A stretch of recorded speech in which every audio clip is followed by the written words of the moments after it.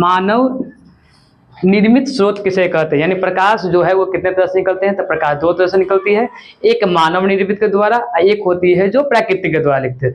तो हम लोग शुरू करते हैं कि मानव निर्मित स्रोत किसे कहते हैं, यानी प्रकाश जो है वो मानव के द्वारा बनती है, लेकिन मानव के द्वारा बनने के बाद वो कैसे कैसे निकलती है, कहाँ कहाँ से निकलती है, उसके बारे में जानकारी प्राप्त करते हैं।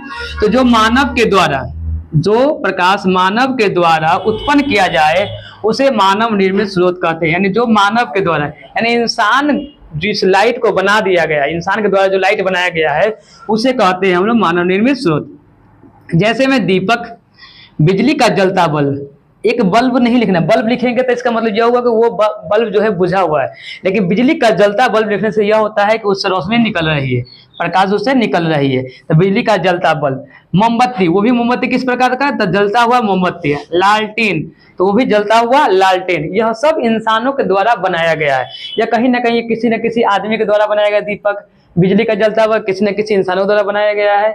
मोमबत्ती किसी न किसी इंसानों के द्वारा ही निर्मित किया गया है। तो यह सभी क्या है कि यह सभी मानव निर्मित स्रोत है।